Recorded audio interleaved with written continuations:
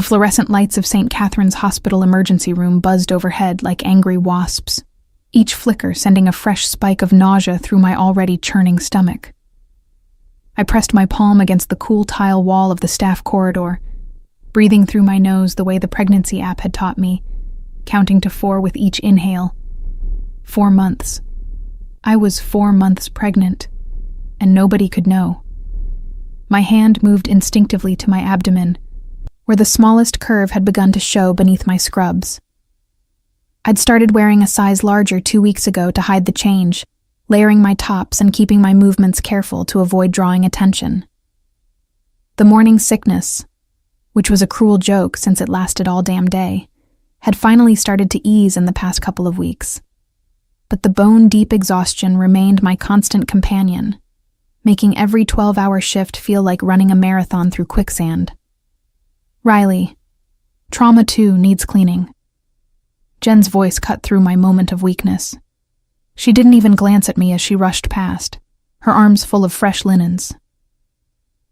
Gunshot wound. Police are still processing the scene, but we need it ready for the next patient. I swallowed hard against the bile rising in my throat. Gunshot wound. Blood. The metallic scent that would cling to everything, that would make my stomach heave even on a good day. This was not a good day. I grabbed the cleaning cart from the supply closet, loading it with industrial-strength disinfectant that smelled like concentrated lemon and chemicals. The scent hit my nostrils and I had to turn away, breathing through my mouth, willing myself not to vomit right there in the hallway. You can do this, I told myself. You've done this 1,000 times. Just one more room. Just one more patient. Just one more day. That's what I'd been telling myself for 4 months. Ever since that night. Ever since him. I shoved the memory down deep where I kept all the things that hurt too much to examine. The way his hands had felt on my skin. Reverent and possessive all at once. The sound of my name in his mouth, rough with desire. The morning after, when I'd woken alone in that hotel room with nothing but a note that said he'd had to leave for an emergency, and a phone number I'd been too proud to call. And then, 2 weeks later, seeing his face on the cover of a tabloid at the grocery store checkout. Roman Valenti, billionaire real estate mogul, with his arm around a stunning blonde in a designer dress. The headline, Valenti heir to wed socialite, daughter of Senator Morrison. I'd bought the magazine with shaking hands, read every word of the engagement announcement, stared at the photos of them at some charity gala, looking perfect together. Old money and new power, the article said. A union that would reshape the city's political landscape. He'd been engaged, the entire time. When he'd touched me like I was precious, when he'd whispered things in Italian that made me shiver, when he'd looked into my eyes and made me believe, for one perfect night, that I was more than just another overworked nurse struggling to pay rent in a studio apartment with water damage and a landlord who ignored maintenance requests. I'd been nothing but a distraction, a one-night stand. Forgettable. Except I couldn't forget, and now I carried the evidence of that night inside me. The pregnancy test had been positive 10 weeks ago. I'd taken 4 more just to be sure, watching that second line appear with a mixture of terror and something else I couldn't quite name. I'd sat on the bathroom floor of my apartment until my legs went numb, trying to decide what to do. I couldn't contact him. Wouldn't. The man was engaged to be married, clearly living a life I had no part in. And I'd learned my lesson about men who made promises they didn't keep, about hoping for things that would never be mine. So I'd made a decision. I would do this alone. I'd done everything else alone since my parents died in a car crash when I was 19. I'd put myself through nursing school alone. I'd survived my first years in this brutal city alone. I could raise a baby alone too. Except some days, like today, when the exhaustion sat on my chest like a weight, and every smell made me want to vomit, I wondered if I'd made the right choice. If maybe I should have at least tried to tell him. If maybe... Riley! Jen's voice was sharp now, impatient. Trauma too. Now. I straightened my spine, pushed the cart forward, and entered the trauma bay. The room was exactly as bad as I'd expected. Blood on the floor, blood on the walls, blood seeping into the grout between tiles where it would be hell to clean. The coppery scent filled my nostrils and my stomach heaved violently. I barely made it to the biohazard bin before I vomited. Jesus, Riley, you okay? Jen appeared in the doorway, concern finally breaking through her usual efficiency. That's the third time this week. I'm fine, I gasped, wiping my mouth with the back of my hand. Just the smell. It's been getting to me lately. She studied me with narrowed eyes, and I saw the exact moment realization dawned. Her gaze dropped to my stomach, then back to my face. Riley. Don't, I said sharply. Please. I can't talk about it. Not here. Not now. She was quiet for a moment, then nodded. Okay. But you need to tell Dr. Martinez soon. You can't keep working trauma if you're... I know. I cut her off before she could say the word. I will. Just...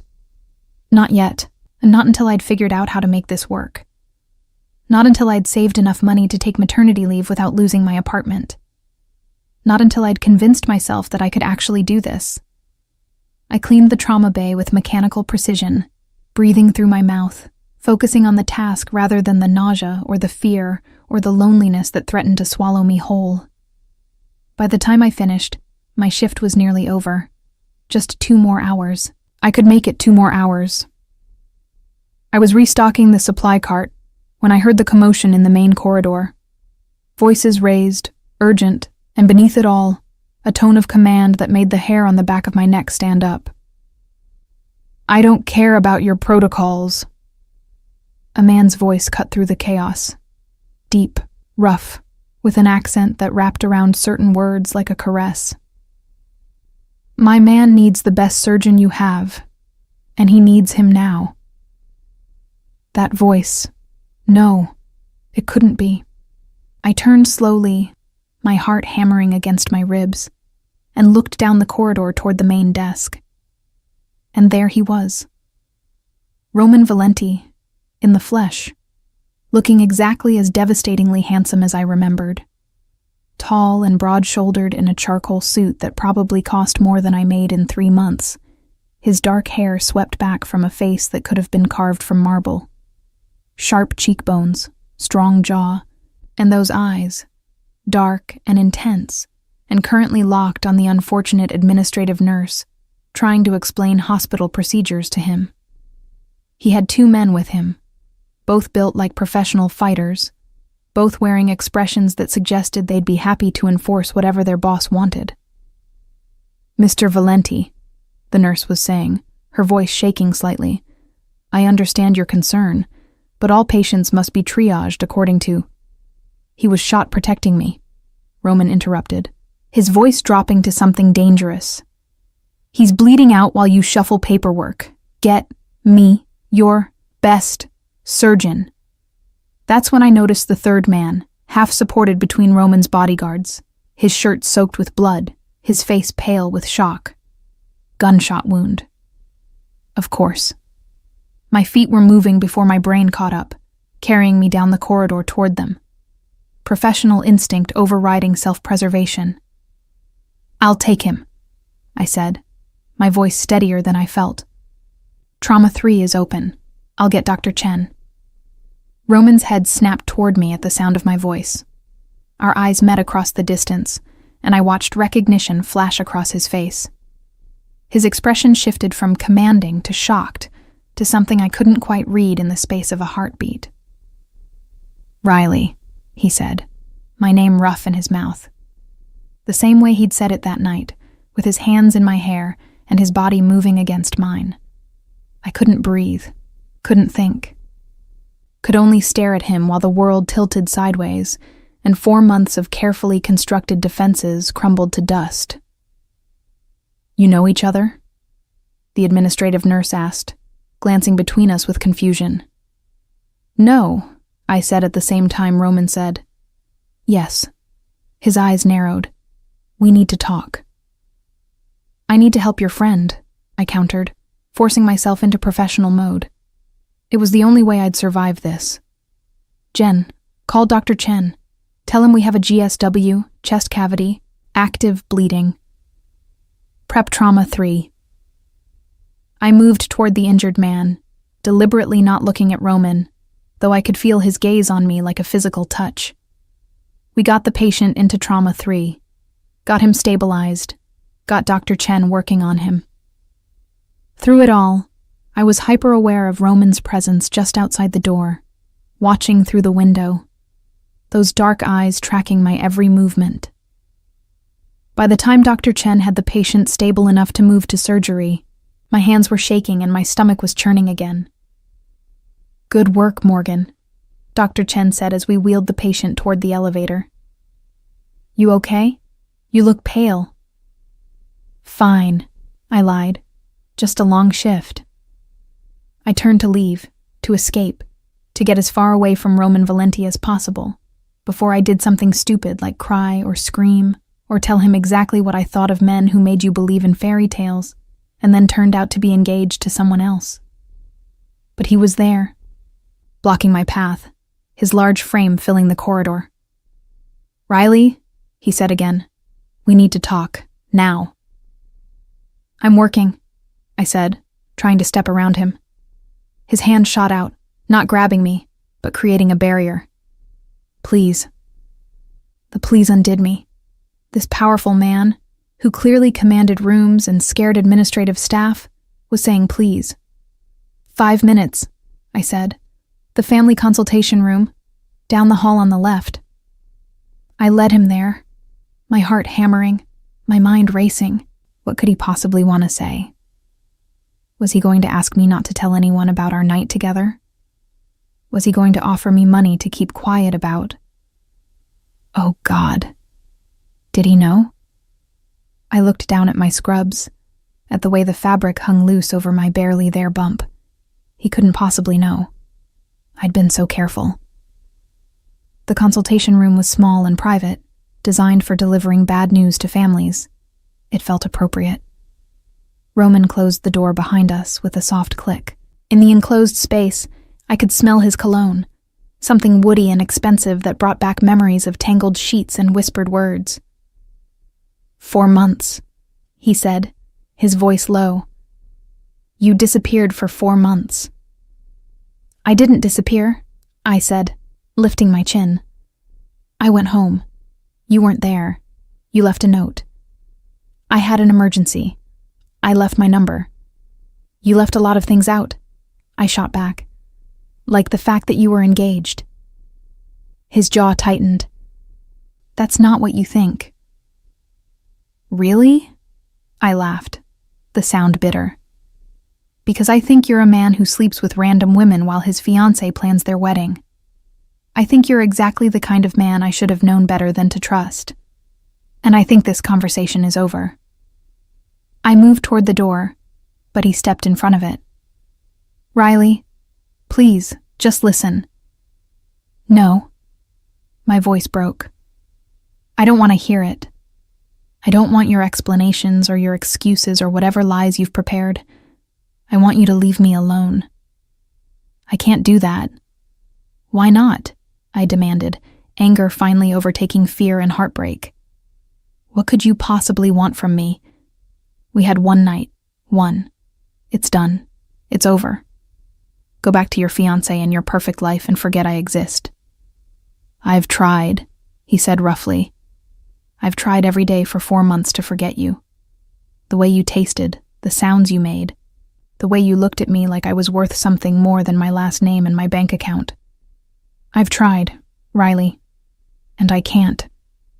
His words hit me like a physical blow. I wanted to believe them. God, I wanted to believe them so badly. But I'd learned my lesson about believing in things that were too good to be true. I'm sure your fiancé would love to hear that, I said coldly. The engagement is business, he said, moving closer. Political alliance. My family's interests, and Senator Morrison's influence. It was arranged before I even met you. then end it. I'm trying. His hand came up, almost touching my face before he caught himself. But these things are complicated. There are agreements, contracts, expectations. Stop. I held up a hand. Just stop. I don't care about your complications or your political alliances or whatever excuse you're about to give. I've spent 4 months getting over you. Don't make this harder than it needs to be. Getting over me, he repeated, his eyes searching mine.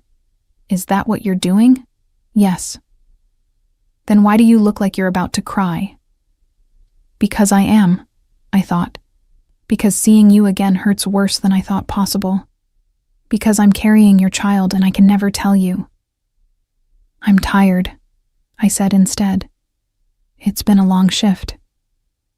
He studied me for a long moment, and I saw the exact second his gaze dropped to my body, taking in the loose scrubs, the pallor of my skin, the dark circles under my eyes.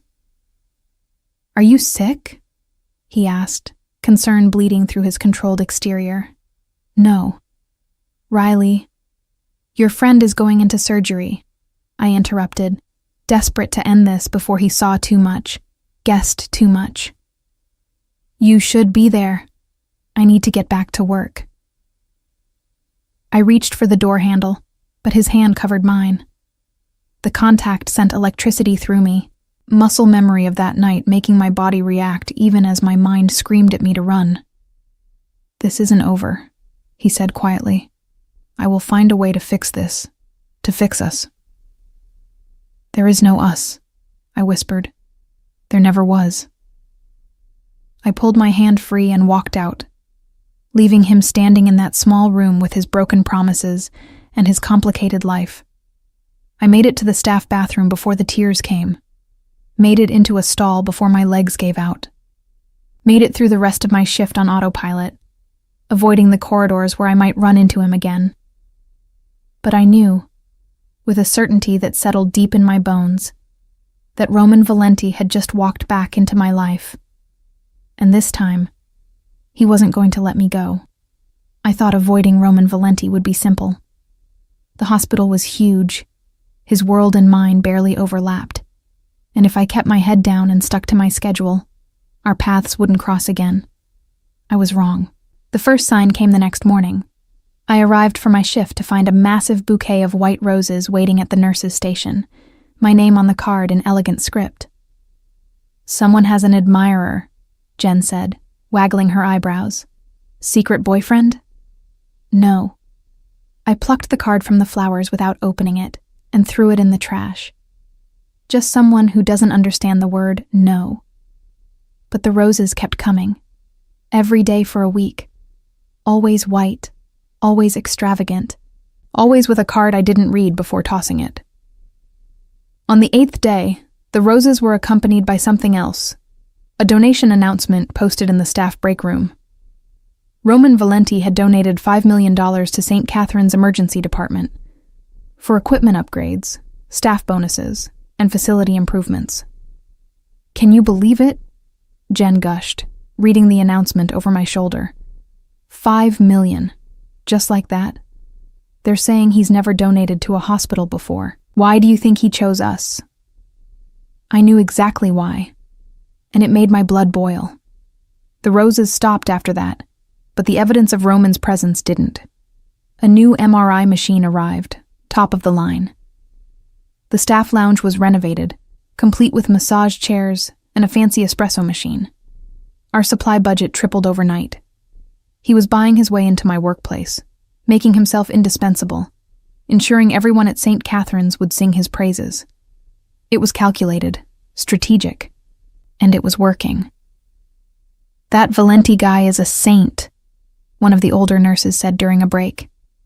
Did you hear he personally paid off the medical debt for 3 families from our patient list? Just forgave it all. I said nothing, just sipped my tea and tried to ignore the churning in my stomach that had nothing to do with pregnancy. 2 weeks after our encounter, I was leaving the hospital after a night shift when I noticed the car. A sleek black SUV with tinted windows, parked across the street with a clear view of the employee exit.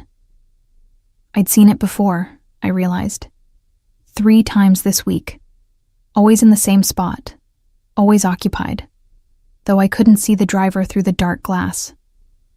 My heart rate kicked up as I walked to the bus stop, hyper-aware of the vehicle behind me. When the bus arrived and I climbed aboard, the SUV pulled into traffic, following at a discreet distance. He was having me followed. I got off 2 stops early and ducked into a corner store, watching through the window as the SUV glided past, then circled back. My hands shook as I pulled out my phone and finally called the number from that note 4 months ago. He answered on the first ring. "Riley." "Call off your dogs," I said without preamble. "Stop having me followed. I need to know you're safe." His voice was maddeningly calm. "I'm perfectly safe. I was perfectly safe before you decided to insert yourself into my life." "Were you?" Something sharp entered his tone. "Because from what I've learned, you walk home alone at 2 a.m. through neighborhoods where 3 muggings happened last month. You live in a building with a broken security door, and a landlord who ignores your complaints about the man in 3C, who follows you with his eyes every time you pass." Ice slid down my spine. "How do you know about—" "I know everything about you, Riley." His voice dropped lower, intimate and possessive. "I know you take the bus because your car broke down 6 weeks ago, and you can't afford to fix it. I know you've been picking up extra shifts to save money. I know you eat the same lunch every day, turkey sandwich and an apple, because it's cheapest. I know you're struggling, and I know why." My breath caught. "What do you mean you know why?" Silence stretched between us, loaded with meaning. "Meet me," he said finally. "Tonight. I'll send a car." "No, Riley." I said no. Stop the donations, stop the flowers, stop having me followed, and stop pretending you have any right to know anything about my life. We had one night, Roman. That doesn't give you ownership. Doesn't it? The dangerous edge was back. One night where you gave yourself to me completely. One night where I made you scream my name. One night that neither of us can forget, no matter how hard we try.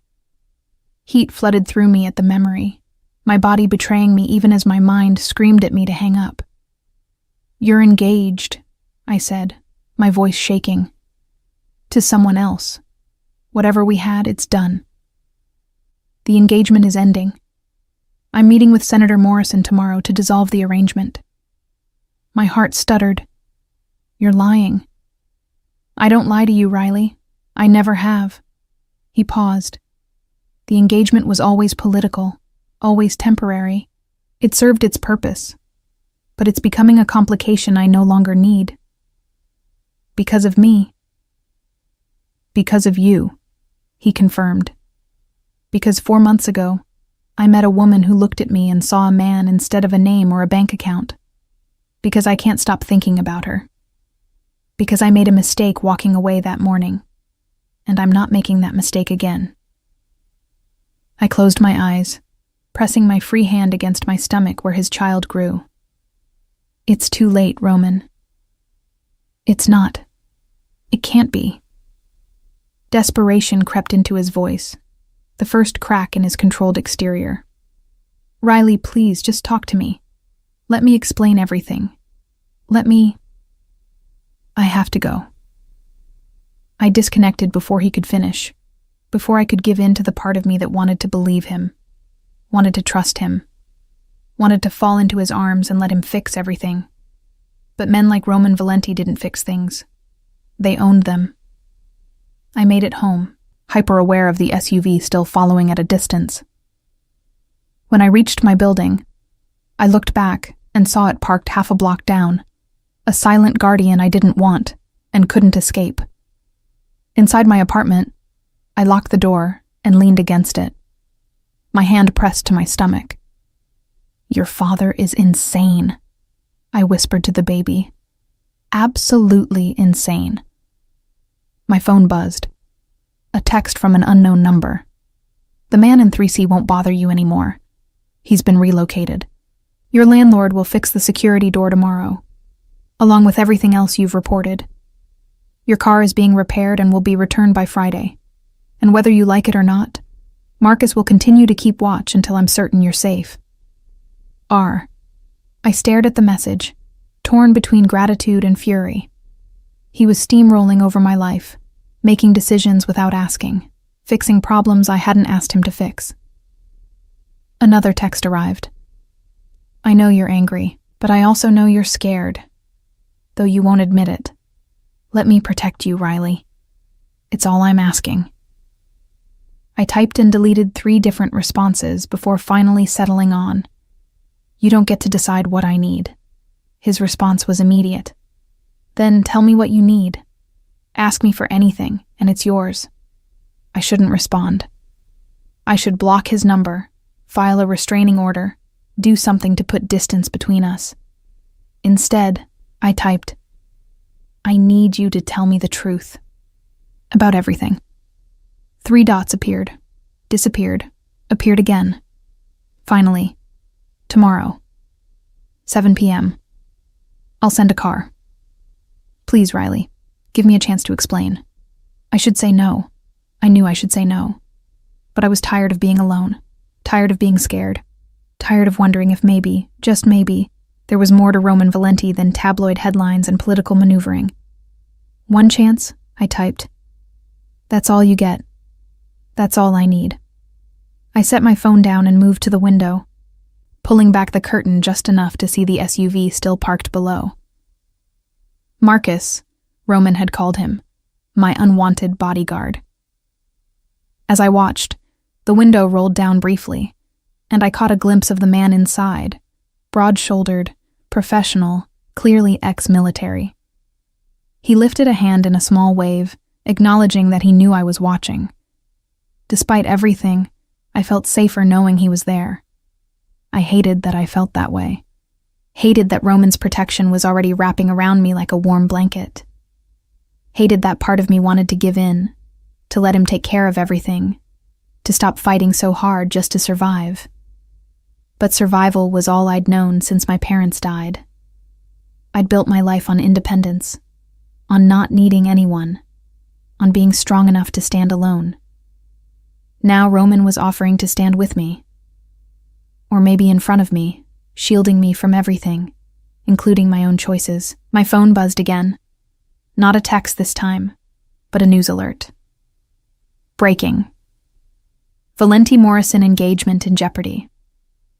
Sources close to billionaire Roman Valenti suggest the high-profile engagement to Senator Morrison's daughter may be ending. Representatives declined to comment. He hadn't been lying. He was really doing it, ending his engagement. For me.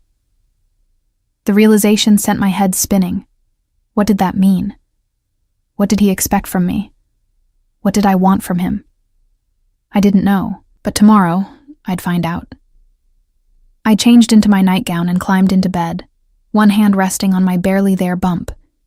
Tomorrow I'd hear his truth, and then I'd have to decide what to do with my own. Whatever happens, I whispered to the baby, I'll protect you, even from him if I have to. But as I drifted towards sleep, I couldn't shake the feeling that Roman Valenti wasn't the kind of man you protected yourself from. He was the kind of man who destroyed anyone who tried to take what was his, and somehow, without meaning to, I'd become his. The question was, could I survive being owned by a man like him, or would I lose myself completely in the process? The car Roman sent wasn't the SUV I'd seen following me. It was a sleek black Mercedes with leather seats that probably cost more than my yearly salary, driven by an older man who introduced himself as Vincent and treated me with a deference that made me uncomfortable.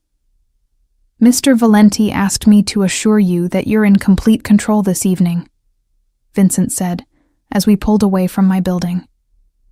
If at any point you wish to leave, I'll take you home immediately.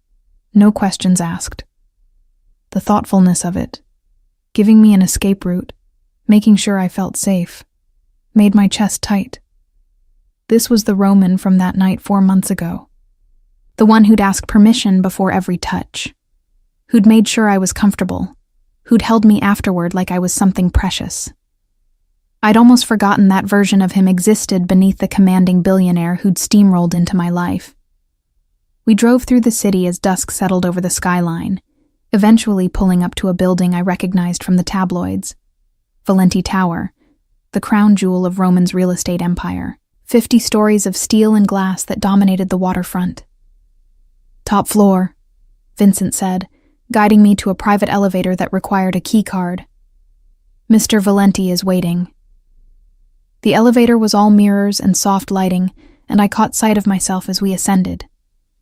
I'd changed 3 times before settling on simple jeans and a flowing blouse that hid my small bump.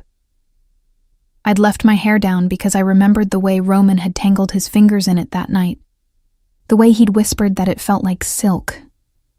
I hated that I remembered, hated that I'd chosen my outfit with him in mind. The elevator opened directly into a penthouse that stole my breath. Floor-to-ceiling windows offered a panoramic view of the city, the last rays of sunlight painting everything gold. The space was masculine but not cold. Dark wood, leather furniture, artwork that looked original and expensive. And there, standing by the windows with his back to me, was Roman. He'd changed from the suit I'd seen him in at the hospital. Now he wore dark slacks and a white dress shirt with the sleeves rolled to his elbows, revealing forearms corded with muscle. His dark hair was slightly mussed, as though he'd been running his hands through it. "Thank you, Vincent," he said without turning. "That will be all." The elevator doors closed behind me, and we were alone. Roman turned slowly, and the impact of his full attention hit me like a physical force. Those dark eyes swept over me, lingering on my face, my body, drinking in every detail. "You came," he said, and I heard genuine relief in his voice. "I wasn't sure you would. You said you'd tell me the truth." I stayed near the elevator, maintaining distance. "I'm here to listen, that's all." "That's enough." He moved toward a bar cart. "Can I offer you something to drink? Water, juice, tea?" The fact that he didn't offer alcohol, that he seemed to know somehow that I wasn't drinking, sent a chill through me. "Water is fine." He poured 2 glasses, brought one to me, careful not to invade my space. Up close, I could see the fine lines of tension around his eyes, the shadow of exhaustion beneath his controlled exterior. "You look tired," I said before I could stop myself. A faint smile touched his lips. "I haven't slept well in 4 months. Not since I woke up in that hotel room and you were gone." The reminder of that morning sent heat through me. I'd woken wrapped around him, our legs tangled, his arm heavy and warm across my waist. For a few perfect moments before consciousness fully returned, I'd felt safe, cherished, like I belonged. Then I'd seen the note. Read his apology for leaving early, his promise to call. Found his number written in bold, confident script. I'd left before he could return, shame already burning through me. What kind of woman slept with a stranger? What kind of desperate, lonely person gave herself so completely to someone she'd known for mere hours? "Why did you leave without calling?" Roman asked, as though reading my thoughts. "I came back an hour later. You were gone. No note, no message. Just your scent on my sheets and the memory of how you said my name." I was embarrassed, I admitted. "It wasn't. I don't do things like that. One-night stands with strangers in hotel rooms. I don't even know what came over me." "I do." He set his glass down. "The same thing that came over me. Recognition. Recognition of something we both needed." He took a careful step closer. "I saw you at that bar, sitting alone with a book and a glass of wine, looking like you were trying to disappear into the corner. And I couldn't look away. Couldn't stop wondering what had put that sadness in your eyes, what it would take to make you smile. I remembered that night with painful clarity. It had been the anniversary of my parents' death, and I'd gone to a hotel bar, because I couldn't stand being alone in my apartment with my grief. I'd brought a book I wasn't reading, ordered wine I wasn't drinking, and tried to pretend I was fine. Then, Roman had appeared, asked if the seat next to me was taken, started talking about the book I was holding, a collection of poetry I'd bought that afternoon on impulse. "You quoted Neruda," I said softly. "Love is so short, forgetting is so long. And you said it was the saddest, beautiful truth you'd ever heard." His voice roughened. "I wanted to take that sadness away, even just for one night. I wanted to make you forget whatever was hurting you." "You did." The admission escaped before I could stop it. "For those hours with you, I forgot everything except how you made me feel. Like I mattered. Like I was seen. You are, another step closer. Riley, I need you to understand something. That night wasn't casual for me. It wasn't some forgettable encounter. It was the first time in my adult life I'd been with someone who wanted me instead of what I could provide. How could you possibly know that? We just met. Because you didn't know who I was." A bitter smile crossed his face. "You didn't recognize my name, didn't ask about my business, didn't angle for an introduction to my connections. You just talked to me about poetry and pain and the way grief sits in your chest like a stone you can't swallow." He was right. I hadn't known he was the Roman Valenti until I saw the tabloid weeks later. To me, he'd just been a beautiful stranger with kind eyes who'd made me feel less alone. "Then why didn't you tell me about your engagement?" The hurt bled into my voice. "Why let me think?" "Because the engagement means nothing," he interrupted. "It's a business arrangement. Senator Morrison wanted access to my resources and connections. My family wanted his political influence. His daughter Victoria wanted the Valenti name and bank account. Everyone got what they wanted. Except you? I got a pretty face at charity events and a political alliance I've since discovered I don't need." He moved closer still, now just an arm's length away. "The arrangement was made years ago, when I was too young and too focused on building my empire to care about things like love or companionship. It was supposed to be announced 6 months ago, but I kept delaying, making excuses, telling myself I just needed more time. Why? Because something in me knew it was wrong, that I was locking myself into a life of calculated transactions when somewhere out there might be something real." His hand lifted, hovering near my face but not touching. "Then I met you, and I knew what I'd been waiting for. I wanted to believe him. God, I wanted to believe him so badly. If that's true, why did you let them announce the engagement 2 weeks after our night together?" Pain flashed across his face. "My father had a heart attack. Mild, but enough to terrify him into pushing for the wedding to happen quickly. He wanted to see me settled before—" Roman's jaw tightened. "Before anything else could happen to him." I tried to explain that I'd met someone, that I needed time, but he insisted. Said a deal was a deal, that Valentis keep their word. "So you chose your family's expectations over—" I couldn't finish. "Over what? We'd had one night. That wasn't a relationship, wasn't a promise. I chose to honor an obligation while I figured out how to find you again," he corrected. "You'd disappeared, Riley. No last name, no phone number, no way to contact you. I had my people searching for months. Every Riley in the city. Every new hire at every hospital. Wait. My mind caught on something. You were looking for me? For months? Since the day after I found you gone from that hotel room." His voice was fierce. "Do you think I could forget you? That I could touch another woman, kiss another woman, when the taste of you was burned into my memory? But the pictures in the tabloids, staged, required. Part of maintaining the fiction of an engagement I was already working to dissolve. He finally touched me, his fingers gentle on my cheek.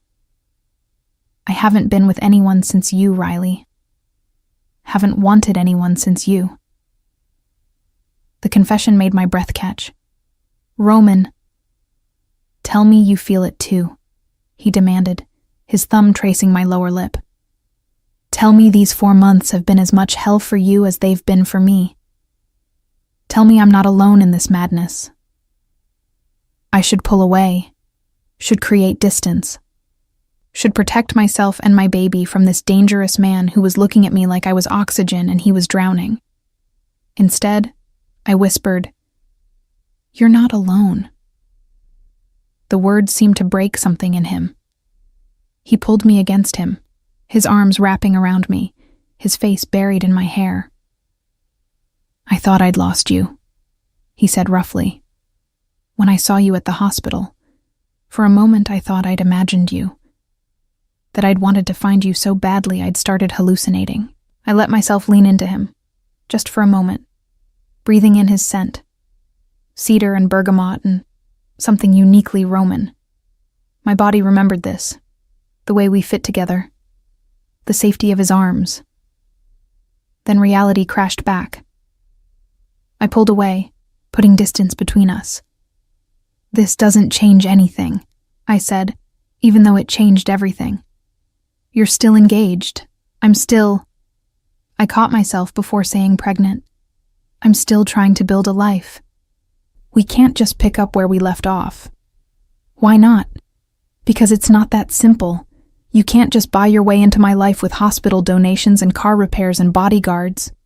"I can," he interrupted, "and I will, because that's what you do when you love someone. You protect them. You make their life easier. You remove every obstacle between them and happiness." Love. The word hung in the air between us, impossible and terrifying. "You don't love me," I said. "You don't even know me. I know you bite your lower lip when you're thinking. I know you hum while you work, old songs your mother used to sing. I know you're afraid of being a burden, so you never ask for help even when you're drowning. I know you're carrying my child." The world stopped spinning. "What?" I breathed. His eyes held mine, dark and certain. "You're pregnant, Riley, with my baby, and you were going to face it alone rather than tell me." The blood drained from my face. My hand moved instinctively to my stomach, protective, possessive. "How?" My voice came out as barely a whisper. "How did you know?" Roman's expression softened, though his eyes remained intense. "The day at the hospital. You were wearing scrubs a size too large. You couldn't stand the smell of blood. You were exhausted, pale, nauseous. And when I said we needed to talk, your hand went here." He gestured to my abdomen. Protective, unconscious. The way expectant mothers touch themselves when they're thinking about their baby. I stumbled backward until my legs hit the sofa, and I sat down hard. "That's not.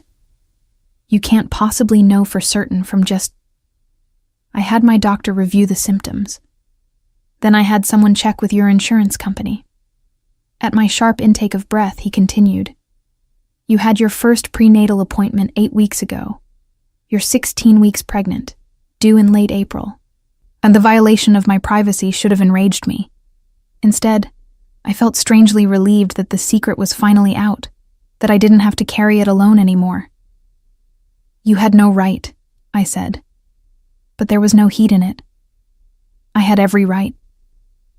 He moved to sit beside me, close but not touching. "The moment you conceived my child, I had a right to know. A right to protect both of you. A right to be part of this. It's not your child." The lie tasted bitter on my tongue. "I was seeing someone else. The timing— Don't!" His voice went hard. "Don't lie to me, Riley. Not about this. I know the baby is mine. and you know it too. I closed my eyes, defeated. How long have you known? I suspected at the hospital, confirmed it 3 days later. His hand found mine, his fingers threading through mine with careful tenderness. I've known for almost 2 weeks that I'm going to be a father, that you were facing this alone. Do you have any idea how that felt? Knowing you were carrying my child and planning to shut me out completely? You were engaged! I pulled my hand free, anger finally breaking through. What was I supposed to do? Call you up and say, hey, remember that one-night stand? Surprise, you're going to be a daddy? How do you think that conversation would have gone? I would have ended the engagement immediately. I would have brought you here, taken care of you, made sure you had everything you needed. His jaw tightened.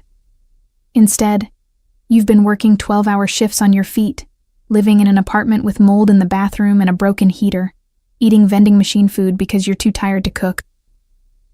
How do you know about the mold? But even as I asked, I knew. You've been in my apartment. Marcus did a full inspection. The conditions aren't suitable for a pregnant woman. He stood, pacing to the windows. You're moving out. Today. I've already had a penthouse prepared for you. It's 3 blocks from the hospital, fully furnished, with a nursery that... No. I stood too, my hands clenched into fists. I'm not moving into some penthouse you've prepared. I'm not some doll you can just install in a fancy apartment and control. He turned to face me, his expression dangerous. You're carrying my child, Riley, my heir. Do you understand what that means? In my world, in my family, an heir is everything. The continuation of the bloodline, the future of the empire. I will not have my son or daughter raised in poverty. I'm not impoverished. I have a job, an apartment. You have a job that exhausts you to the point of collapse, and an apartment that should be condemned. He moved toward me, his presence overwhelming. Be reasonable. I have resources. Let me use them to take care of you and our child. In exchange for what? I challenged. My freedom? My choices? My body? Something flickered in his eyes. I would never force you into anything, Riley. But I am asking. No, I'm begging for you to let me be part of this. Let me take care of you. Let me prove that I can be the father our child deserves. The rawness in his voice cracked something in my defenses. I don't even know if you're capable of being a father. You run a criminal empire. Allegedly. But he didn't deny it. My business dealings are complicated, yes. Some operate in gray areas, but my child will want for nothing. We'll be protected by resources you can't imagine. We'll have opportunities you could never provide alone. The truth of it stung. So I'm just supposed to hand over my baby to you? Let you raise them in your world of violence and danger? No. He closed the distance between us, his hands framing my face. We raised them together, you and me, as partners, as... He hesitated. As husband and wife, if you'll have me. I jerked away from his touch. You can't be serious. We barely know each other. We've spent one night together. One. A night that created a life. His hands dropped to his sides. Riley, I know this is fast. I know it's not conventional. But in my world, family is everything. And you're carrying my family. That makes you family too. Your fiancé might have something to say about that. As of this morning, there is no engagement. He pulled out his phone, showed me a statement from Senator Morrison's office. The arrangement has been dissolved by mutual agreement. Victoria is already being photographed with a European duke who's much better suited to her tastes. Everyone got what they wanted. I stared at the screen, my mind reeling. You actually did it. Ended your engagement. I told you I would. He put the phone away. I don't lie to you, Riley. I never will. Even when the truth is ugly, even when it scares you, I will always be honest. Then be honest now. I met his eyes. What do you really want from me? He was quiet for a long moment, his gaze searching mine. Then he spoke, his voice low and intense. I want you to move into the penthouse I've prepared. I want you to quit the hospital, at least until after the baby is born. I want you to let me take care of every need, every want, every fear. I want to be there for every doctor's appointment, every ultrasound, every moment of this pregnancy. He moved closer, his hand settling gently on my stomach. I want to feel our baby kick for the first time. I want to hold your hair when you're sick and rub your feet when they ache. I want to build a nursery with you and argue about names and prepare for our child together. His thumb traced a gentle circle over the small bump. And when the baby is born, I want us to be a family. A real family. Not because of obligation or arrangement, but because we choose it. Because we want it. Because what we created that night was more than just a child. It was a future. Tears spilled down my cheeks. I'm scared. I know. He pulled me against him, his arms wrapping around me and our baby. But you don't have to be scared alone anymore. Let me carry some of that fear. Let me be strong enough for both of us. What if I can't give you what you want? What if I can't be the kind of woman who fits into your world? You already fit. His lips found my forehead. You fit perfectly. You're the only real thing in my life, Riley. Everything else is business and strategy and calculated moves. But you make me feel human again. I let myself lean into him, just for a moment, feeling the solid strength of his body, the steady beat of his heart, the warmth of his arms around me. I need time, I said finally. I can't just give you everything you're asking for. I need to think. How much time? I don't know. A few days. A week. I pulled back to look at him. And I need you to respect my boundaries. No more investigations. No more showing up at my work. No more controlling my life without asking. His jaw tightened, but he nodded. 1 week. I'll give you space to think. But Marcus stays. Non-negotiable. Your safety and the baby's safety come first. Fine. I could live with a bodyguard if it bought me breathing room. And the penthouse? At least look at it before you decide. Please. He caught my hand. It's ready for you, whenever you want it. No pressure, no obligations, just an option.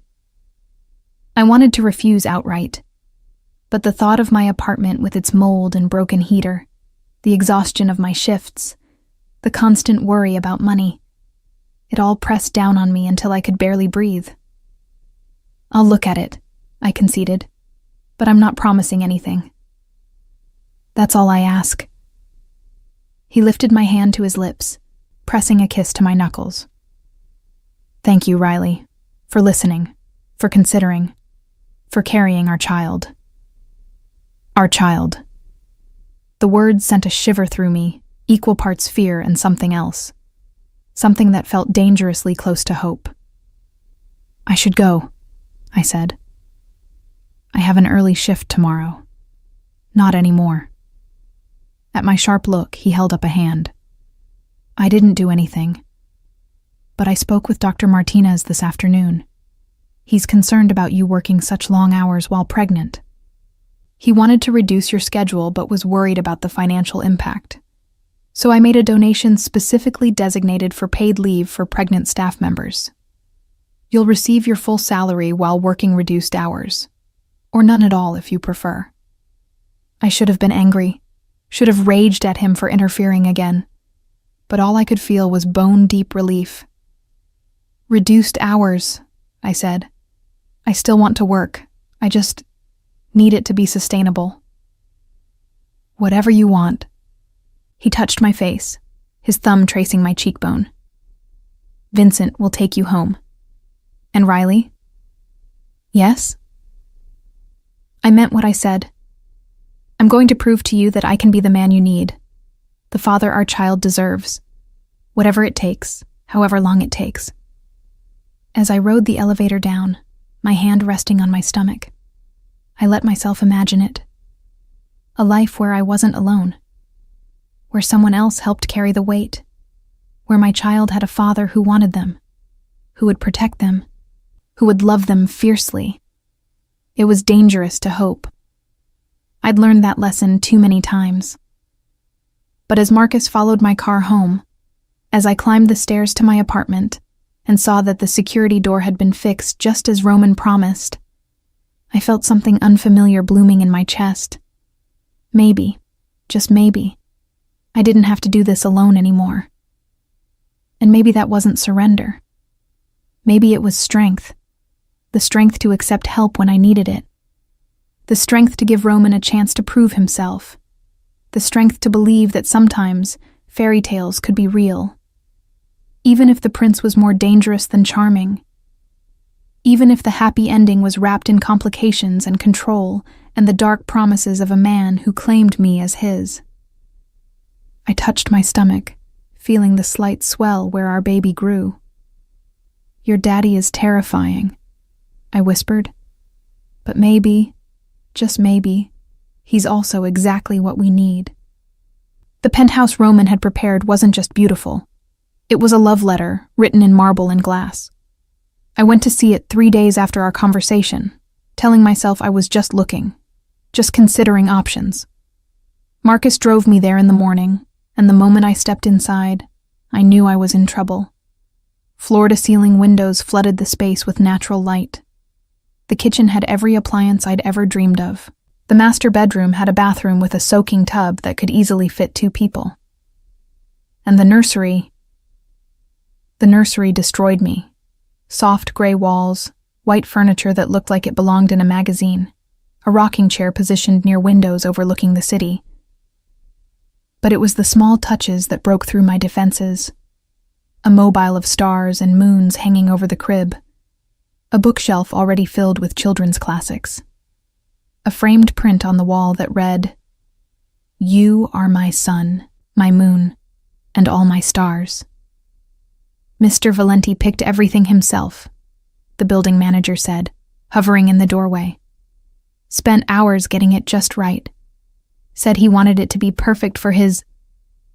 She caught herself. For the baby. I ran my fingers over the crib rail, smooth and sturdy, imagining a tiny person sleeping there. Roman's child. Our child. "I'll take it," I heard myself say. The words were out before I could take them back. The manager beamed, already pulling out paperwork, and I signed in a daze, committing myself to something I didn't fully understand. I moved in 2 days later. Roman sent movers who packed my entire apartment in under 3 hours, and suddenly I was living in luxury I'd never imagined. A doorman who greeted me by name. A concierge who asked how I was feeling. A space that felt more like home after one night than my old apartment had in 2 years. Roman gave me space, just as he'd promised. No visits, no pressure. Just a text each morning asking how I was feeling, and another each night, wishing me sweet dreams. But his presence was everywhere. The fully stocked fridge that somehow always had exactly what I was craving. The prenatal vitamins that appeared on my counter with a note from my new doctor. The best in the city, naturally. The car service that was available whenever I needed it, but felt more like a gilded leash. I should have felt trapped. Instead, I felt cherished. Then, 2 weeks after moving in, everything changed. I was leaving a doctor's appointment, the 20-week ultrasound where I'd learned the baby was healthy and growing perfectly, when I noticed the car. Not Marcus's usual SUV, but a different vehicle. Silver and nondescript, that had been behind us since we left the medical building. "Marcus," I said quietly, "are we being followed?" His eyes flicked to the rearview mirror, his expression hardening. "Yes, ma'am. Not one of ours." He picked up his phone, spoke in rapid Italian, then turned down a side street. The silver car followed. "Stay calm," Marcus said, his voice steady even as he accelerated. "I'm taking evasive action. Mr. Valenti has been notified." My heart hammered as Marcus navigated through traffic with practiced precision, but the silver car stayed with us. When we stopped at a red light, I made the mistake of looking back. The man in the passenger seat was staring directly at me, his expression cold and calculating. When our eyes met, he smiled, a predator's smile that made my blood run cold. Then he lifted his hand and made a gesture across his throat. A threat, clear and unmistakable. Marcus saw it too. The moment the light changed, he gunned the engine, weaving through traffic with controlled aggression. My hand went to my stomach, protective, terrified. "Who are they?" I gasped. "Castellanos." The name was a curse on Marcus's lips. Rival family. They've been looking for weaknesses in Mr. Valenti's operation. "And I'm the weakness," I whispered. "You're his priority," Marcus corrected, "which makes you a target." We lost them by running 2 red lights and ducking into an underground parking garage, but my hands were still shaking when we pulled up to my building. Roman was already there, pacing in the lobby like a caged panther. He took one look at my face and pulled me into his arms, his whole body tense with barely controlled fury. "Did they touch you?" His voice was deadly quiet. "No. Marcus lost them. But Roman, they knew. They knew about me, about the baby." His arms tightened around me. "Get her upstairs," he said to Marcus. "Full security sweep. I want men on every floor, cameras on every entrance. No one gets near her." "Roman, not now, Riley." He pulled back, his hands framing my face. "Right now, I need to make sure you're safe. Then we'll talk." An hour later, my penthouse was filled with serious men in dark suits, installing additional security measures and speaking in low, urgent voices. Roman stood by the windows, his phone pressed to his ear, his voice switching between English and Italian as he issued commands. I sat on the sofa, my hand on my stomach, trying to process what had just happened. Someone had threatened me. Threatened my baby.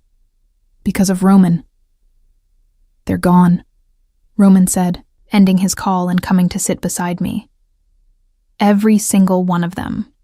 I've dispatched teams to handle the Castellano leadership. By morning, they'll understand what happens when they threaten what's mine."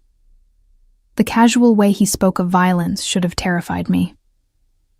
Instead, I felt something else. Relief. Gratitude. A dark satisfaction that someone was finally protecting me with everything they had. "What does that mean?" I asked. "Handle them?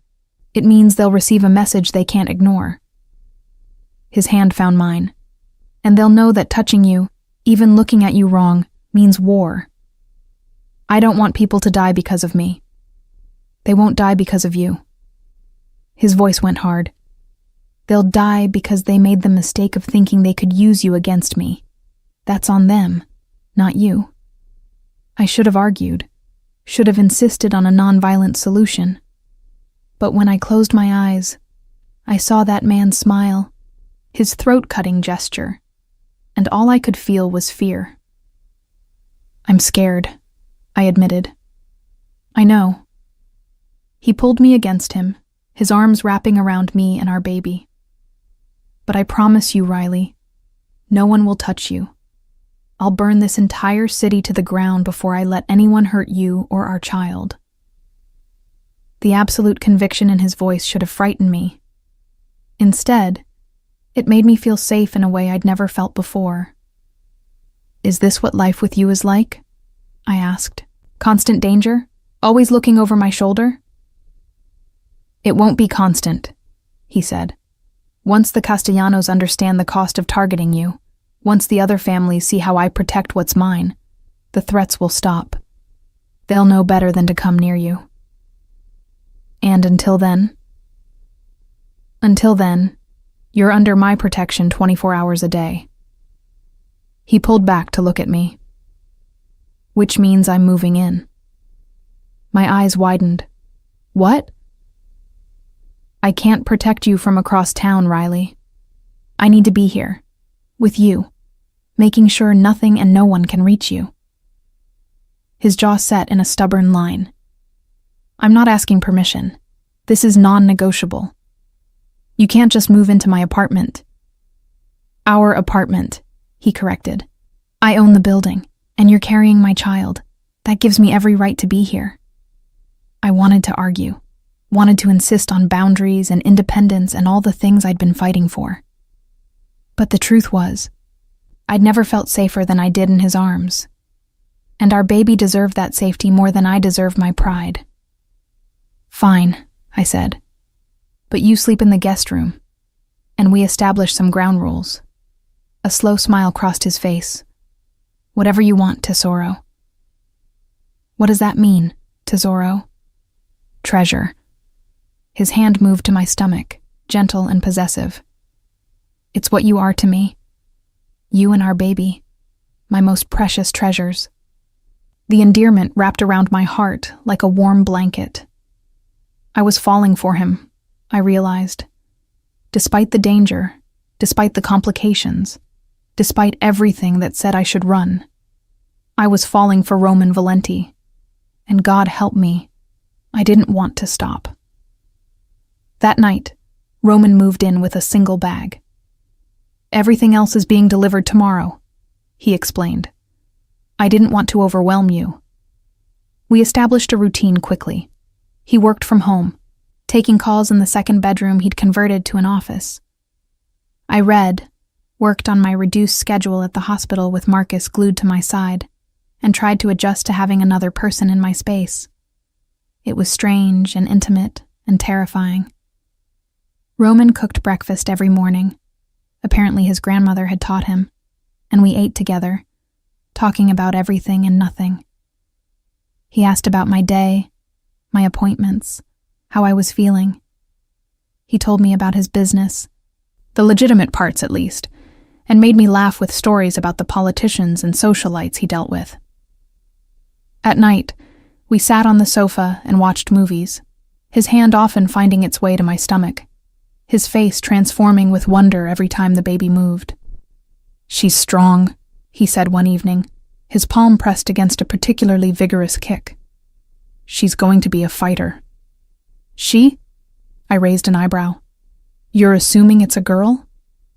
Hoping, he corrected. A little girl with your eyes and your smile, though a son would be equally perfect. We could find out, I offered, at the next ultrasound. They can tell us the sex. He was quiet for a moment. Do you want to know? I think so. It would make planning easier. Then we'll find out together.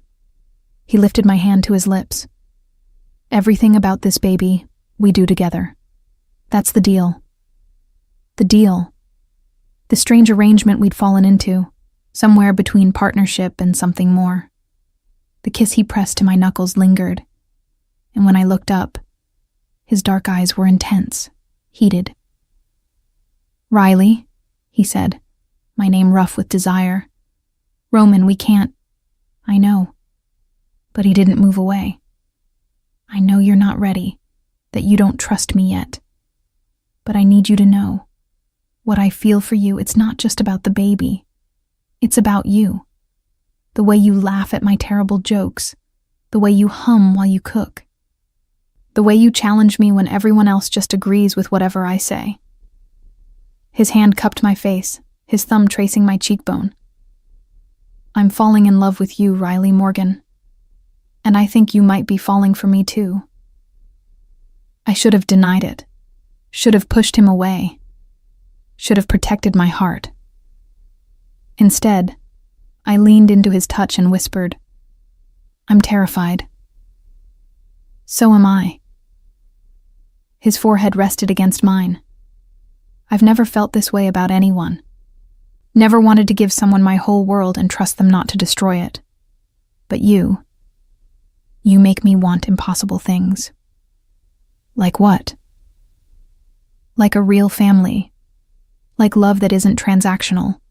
like growing old with someone who chose me, not my name or my money. His lips brushed mine, feather light. Like forever with you. The kiss was inevitable. We'd been building toward it since the moment he'd walked back into my life. When our mouths met, it felt like coming home. He kissed me like I was precious and powerful all at once. His hands gentle on my face, his mouth demanding but patient, waiting for me to meet him, to match him, to give him permission to take more. And I did. God help me, I did. I opened for him, my hands fisting in his shirt, pulling him closer.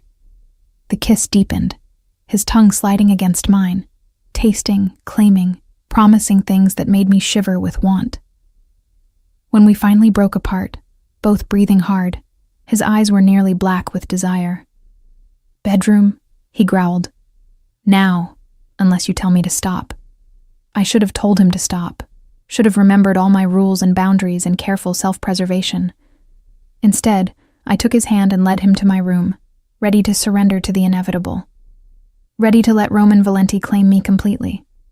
Ready to admit that I was his, just as much as he was mine. And tomorrow, we'd face the consequences. Tonight, we'd just feel. The morning after we made love, I woke wrapped in Roman's arms. His hand possessively splayed across my stomach where our baby grew.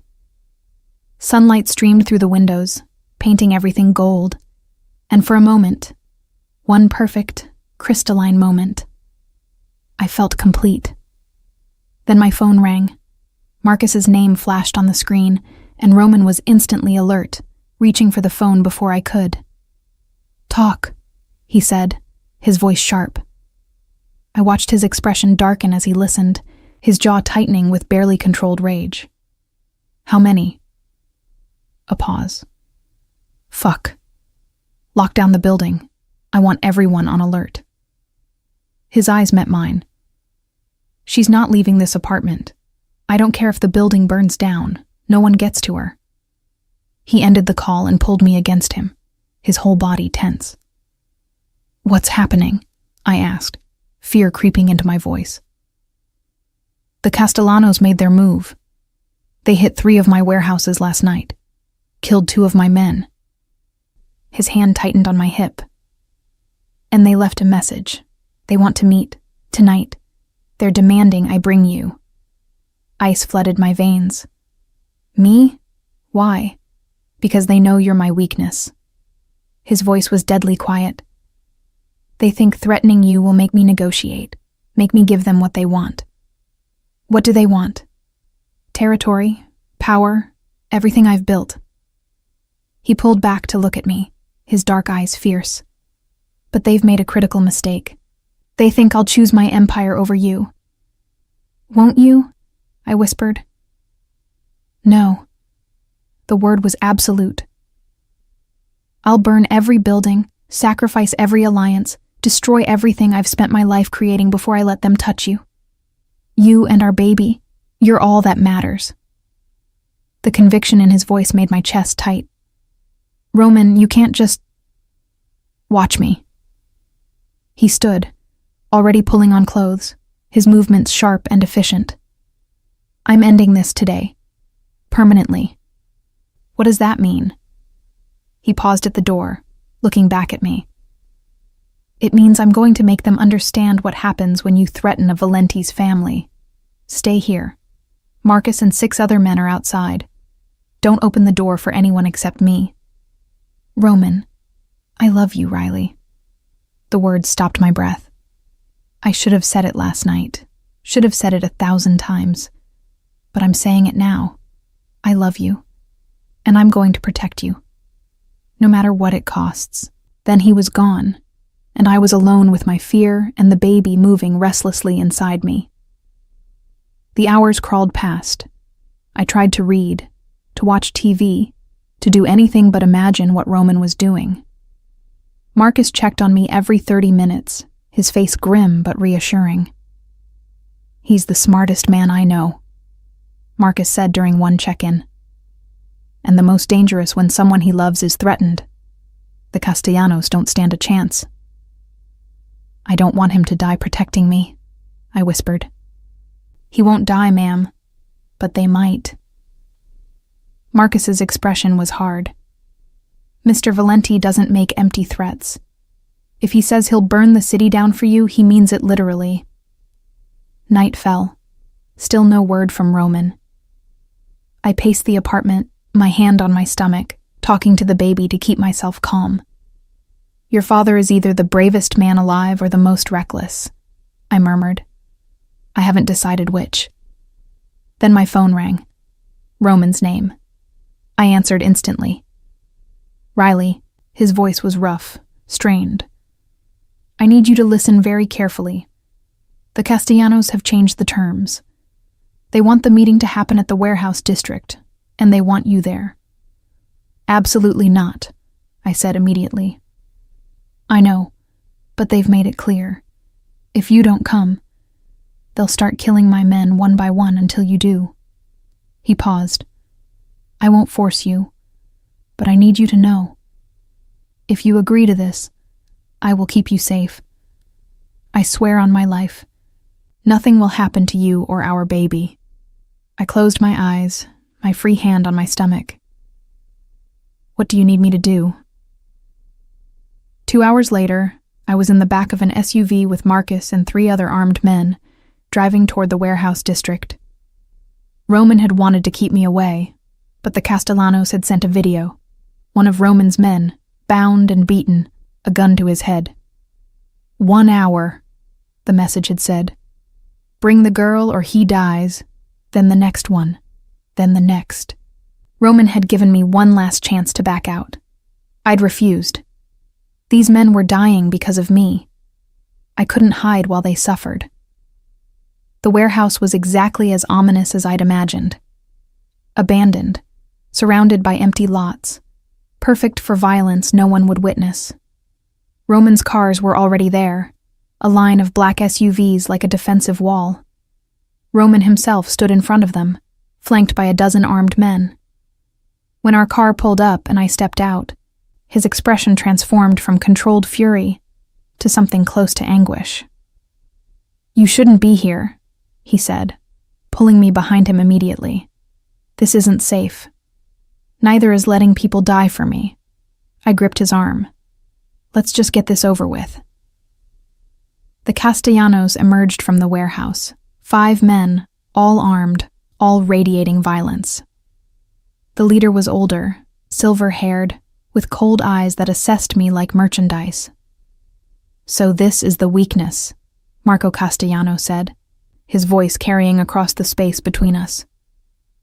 The little nurse who brought the great Roman Valenti to his knees. Say another word about her and you die where you stand. Roman's voice was lethal. Marco laughed. Big threats from a man who's outnumbered. Am I? Roman's smile was terrifying. Look around, Marco. Really look. Red laser sights appeared on every Castellano soldier. Dots of light on their chests, their heads, their backs. There were snipers everywhere. On rooftops, in windows, hidden in shadows. I told you I'd burn the city down for her, Roman said softly. Did you think I was exaggerating? Every man you brought dies today. You die today. Unless you leave now and never speak her name again. Marco's confidence wavered. You wouldn't risk a war. I'm not risking anything. Roman's hand moved to his gun. I'm ending this. Your choice is how many of your men die with you. Then everything happened at once. One of the Castellano soldiers panicked, raising his weapon. Roman moved like lightning, his gun out and firing in one smooth motion. The man dropped. Chaos erupted. Gunfire, shouting, Marcus pulling me behind an SUV while Roman advanced on the Castellanos with terrifying efficiency. His men moved like a coordinated unit, taking down targets with precision while Roman went straight for Marco.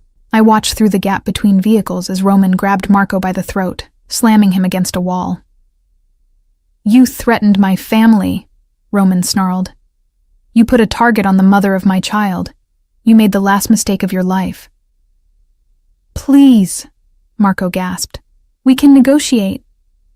No. Roman's gun pressed against Marco's temple. We can't. The shot echoed through the warehouse district. Marco Castellano dropped like a puppet with cut strings. The remaining Castellano soldiers surrendered immediately, their hands raised, their weapons dropped. Roman's men secured them efficiently while Roman strode toward me, his face splattered with blood, his eyes wild. Are you hurt? His hands ran over me frantically, checking for injuries. Did anyone touch you? I'm fine. We're fine. I placed my hand over his, guiding it to my stomach where the baby was kicking furiously. She's fine too. He froze. She? The doctor called this morning with the results. I wanted to tell you when you got home, but... I laughed, slightly hysterical. We're having a daughter. Something cracked in his expression. He pulled me against him, his face buried in my hair, his whole body shaking. A daughter, he breathed. We're having a daughter. Are you disappointed? I know men like you usually want. Disappointed? He pulled back, his hands framing my face. Blood stained his fingers, but his touch was infinitely gentle. Riley, I just killed a man to protect our daughter's mother. I would kill 1,000 more to keep either of you safe. How could I possibly be disappointed? He kissed me then, fierce and desperate, tasting of violence and devotion. When we broke apart, sirens were wailing in the distance. We need to go, Marcus said quietly. Police are coming. Roman nodded, already leading me to the car. Clean this up, he instructed his men. Make sure there's nothing connecting us to what happened here. In the car, his hand found mine, threading our fingers together. I should be horrified, I said quietly. You just killed someone in front of me. But you're not. No. I looked at him, at this dangerous, violent man who'd just proven he'd do anything to protect our family. I'm relieved and grateful and absolutely certain that I love you. His breath caught. Say it again. I love you, Roman Valenti. I brought his hand to my lips, kissing his blood-stained knuckles. I love your ruthlessness and your protection, and the way you'd burn the world down for us. I love that you made me feel safe for the first time in my life. I love that our daughter will have a father who would kill to protect her. Marry me, he said urgently. Not because of the baby, not because it's convenient, but because I love you and I can't imagine my life without you in it. Yes, the answer came without hesitation. Yes, I'll marry you. He kissed me again, softer this time, reverent. I'll spend the rest of my life proving you made the right choice. 3 months later, Rosalie Marie Valenti entered the world screaming her outrage at 3:42 a.m. on a cold February morning. She had Roman's dark hair and my eyes, and from her first breath, she owned both of our hearts completely. Roman held her with a wonder that transformed his face. This dangerous man rendered absolutely gentle by 7 pounds of fury wrapped in pink. She's perfect, he whispered, tears streaming down his face. You're both perfect. I watched him with our daughter, this mob boss who'd killed to protect us, who'd destroyed an entire family to keep us safe, and I felt nothing but love. We should get married soon, I said drowsily, before she's old enough to object to her parents living in sin. He laughed, pressing a kiss to Rosalie's forehead, then mine. Next month. I've already planned everything. Just say yes. I already did, and I had. I'd said yes to this beautiful, terrifying life. Yes to loving a man who operated in shadows.